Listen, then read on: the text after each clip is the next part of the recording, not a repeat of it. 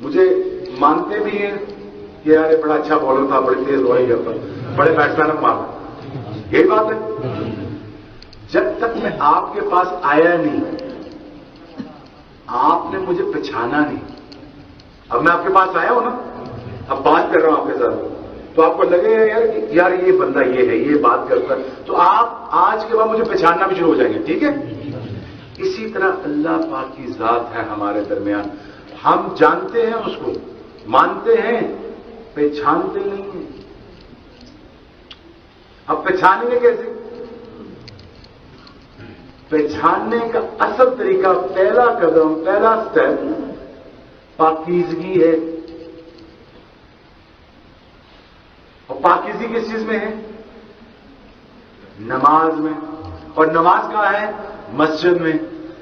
اب جب تم مسجد میں ہی نہیں آؤ گے تو اللہ کو پہچانو گے کیسے؟ جانتے تو ہیں, مانتے تو ہم نہیں طرح, لیکن پہچانتے نہیں ہیں. پہچاننے کی جو محنت ہے اس پہ کام ہے. وہ کام کیا ہے؟ وہ کام اللہ کے اور اللہ کے نبی کی دین میں داخل ہونا اور اس کی سنتوں کو سمجھنا اور ان کے بتائے ہوئے طریقوں پہ چلنا. یہ پاکیزگی والے راستے ہیں. جسم تو صاف کر لیا, آنکھ کون صاف کرے گا؟ زبان کون روکے گا؟ کان سے کون روکے گا؟ اس چیز کی محنت کے لیے اس جماعت کا یہ کام ہے کہ اللہ کو سمجھنا کیسے ہے, آنا کیسے ہے. میں تو نہیں جماعت مانتا اس کو, میں تو صرف اللہ والے مانتا ہوں. نماز کے لیے آ جاؤ, صرف یہی کہتے. سہروزے کے لیے آ جاؤ, صرف یہی کہتے. سہروزے میں کیا ہوتا ہے؟ 15 نمازیں پڑھی جاتی ہیں 3 دنوں میں. فضائل کچھ ہاتھ میں آ جاتے ہیں, کچھ ماحول میں آ جاتے ہیں, کچھ عمل ہاتھ میں آ جاتے ہیں, کچھ نظر جھک جاتی ہے, کچھ کام رک جاتے ہیں, کچھ اعمال ہو جاتے ہیں جس کی وجہ سے آپ دنیا سے تھوڑا سا کٹتے ہیں.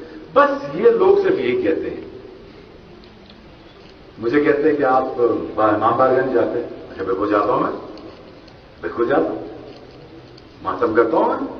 مجھے ماتم کا طریقہ سو, میرے سارے تشیع صاحب کہتے ہیں آپ ہمارے ساتھ ماتم کرنے جا رہے ہیں. چلیں بسم اللہ. 3 دن ماتم کیا میں نے کہا 3 دن مجھے بھی دے گا. کہتا ٹھیک ہے. میں کہا 3 دن تیری بات مانوں گا, 3 دن اب تو میری بات مان. اللہ کے فضل سے اللہ نے قبول کر لی. لوگوں کو پاس لانا ہے.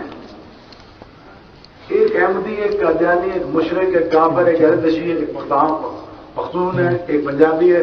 بڑے بڑے سب کو بھائی کیوں کرے بڑے سب کو؟ سارے اللہ والے ہیں.